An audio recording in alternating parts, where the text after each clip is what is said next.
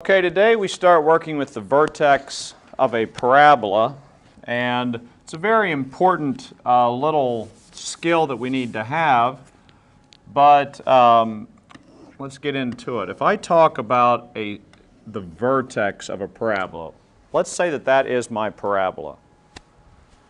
Well, we've actually already learned how to find this vertex one way using the graphing calculator, because the vertex of this particular parabola is also the minimum. All right, this is the vertex.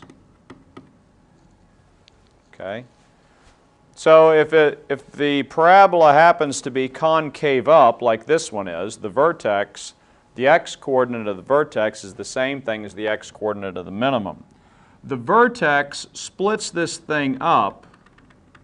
It is the location of the axis of symmetry.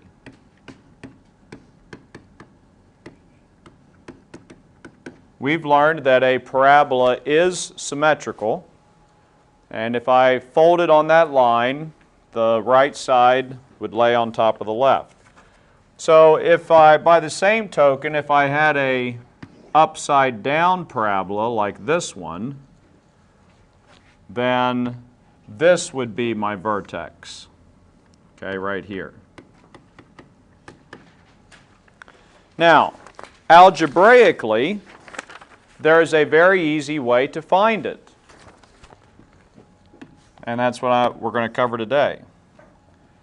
The vertex of, let's say we're just going to write our quadratic in standard form, ax squared plus bx plus c.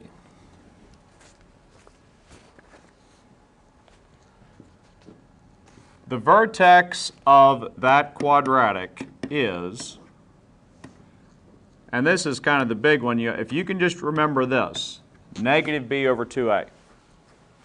That will give me the x-coordinate, which is the most important one in this case, all right?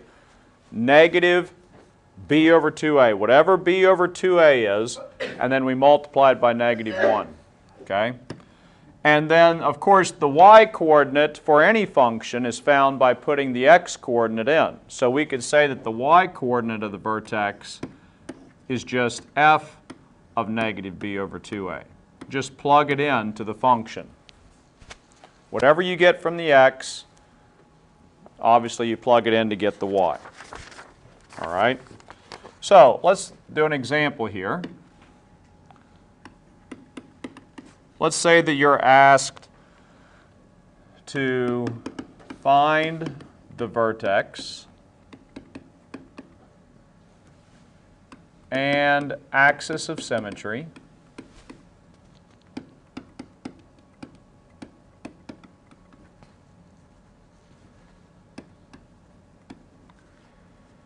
and sketch the graph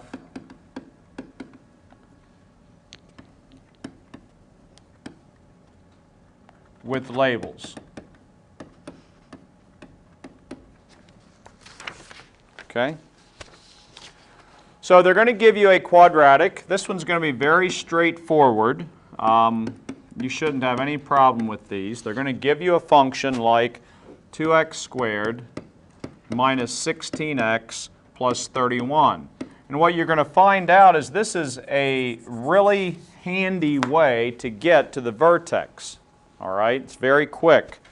The vertex is going to be, we know that the vertex of this parabola is negative b over 2a. So it's just a matter of identifying your coefficients and plugging and chugging. All right? So the b term is negative 16. So I'm going to have the negative of negative 16 all over 2 times the a term, which is 2. So the vertex is going to be positive. All right? So I have, this is going to be 16 over 4. So that's going to be 4. It's going to be positive 4. That is the x-coordinate of the vertex. All right? Now to find the y-coordinate, I need to do f of 4. I need to plug 4 into the original function to find my y-coordinate. So we'll plug 4 in. 2 times 4 squared minus 16 times 4 plus 31. So 2 times 8 is, 2 times 16 is 32. 32 minus 64 plus 31. Negative 32 plus 31, this is going to be negative 1. So I now know the exact ordered pair of my vertex, and that is 4, negative 1. That's the location of the vertex. Okay? Now, something else that I know is that, and we've talked about this before when we did transformations, this A term, is it positive or negative in this case? Positive. So does this thing open up or down? Up. Okay? So I know this is a parabola that is concave up. We're supposed to sketch a graph. The vertex is located at the point 4, negative 1. The vertex is located right here. This is the vertex, and we're supposed to label it, so that has the point 4, negative 1. And then we can sketch our parabola. This particular problem did not ask me to find any intercepts or anything, so that's good enough right there. The vertex is also the what in this case? Yes, it's the location of the axis of symmetry. That's not what I was looking for, but it's the minimum. Okay, the vertex is also the minimum. The axis of symmetry does go through the vertex, and this axis of symmetry is a vertical line, so it is technically the line x equals 4. Okay, and that is the axis of symmetry. And now we've completed the problem. All right, we found our vertex, sketched a graph, labeled it, everything. Okay? Now, what I want to do next is kind of show you how this is applicable. A lot of times people ask, well, when are we ever going to use this? Well, here's a good example. I want you to turn in your book to page 269, example number 5. And I'll pause the video while you get there. Okay, example number 5 from page 269 talks about the path of a baseball. And the path of a baseball in this case can be modeled by a quadratic function, which is, I think, pretty cool. Negative 0.0032 x squared plus x plus 3. That is the quadratic function that will model the path of the baseball. Now we're told that it's hit at a point 3 feet above the ground. That really is irrelevant.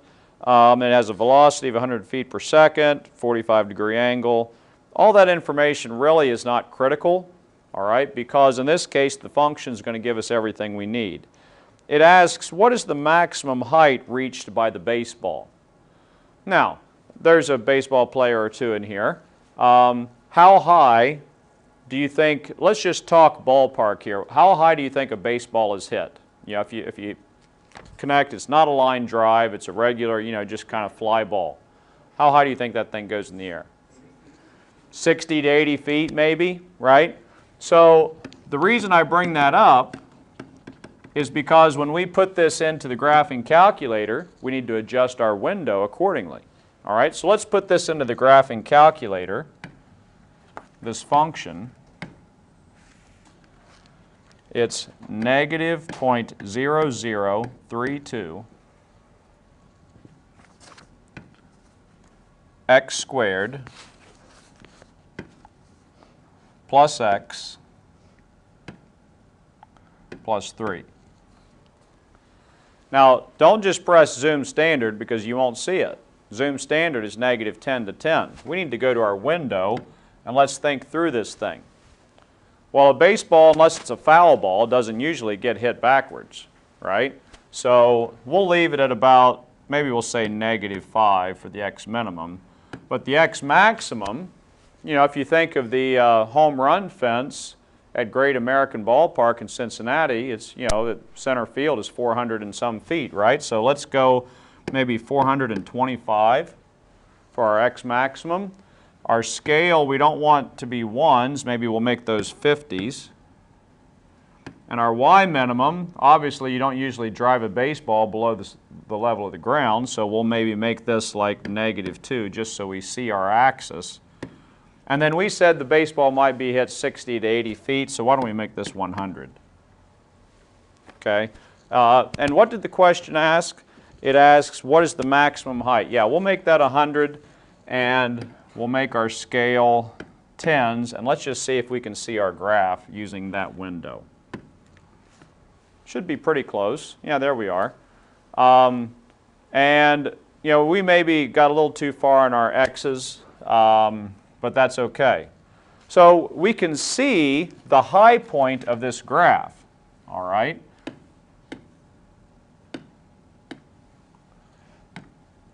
The high point, okay, for the path, this graph is modeling the path of the baseball, and obviously the high point is going to be right there. That's what we want to find. Now, we knew it was going to be concave down because there was a negative in front of the x squared term. Do I even need to use the calculator from this point? Can't I use what we just learned about the vertex? Okay, this is nothing more than the vertex.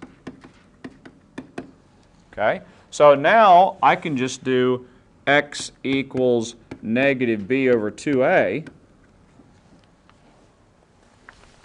Okay, and when I do that, I have, let's see, the b term is positive 1, so I have negative 1 over 2 times that ugly decimal, negative 0.0032. So this one's going to be positive. I'm going to go ahead and tell you what this works out to be. It's positive 156.25. So the baseball reached its highest point 156 feet out. Okay, right here, this point is 156.25. All right, and that's the x-coordinate of the vertex.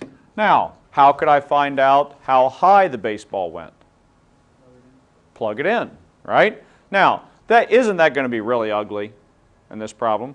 This is a good place to use the graphing calculator. Just in case you forgot how to use the table, let's review that.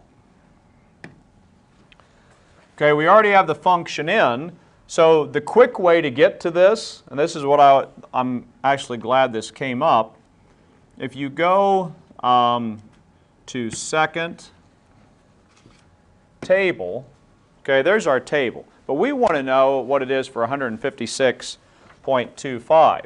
So go to your table setup, press second window, and in case you forgot how to do this, switch your independent over to ask and hit enter.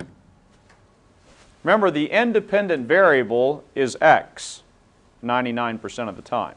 So instead of it automatically generating all those x values and y values, we want to put in the one we want.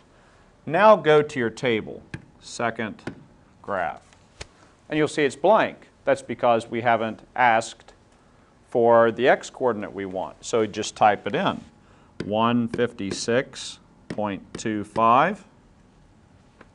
Oops.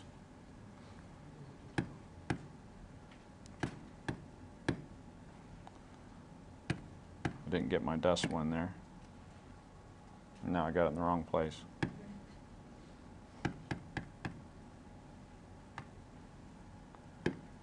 56.25. And then you hit enter, and there it is. So we weren't that far off when we said the baseball would go 60 to 80 feet in the air. According to this, it went 81.125.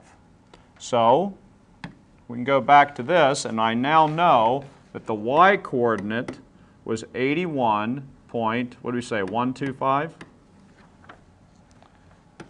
And we can think of this in terms of feet. Okay? The baseball reached its high point 156.25 feet away from home plate, and it went up to 81 feet in the air. All right? And we are going to stop there for today.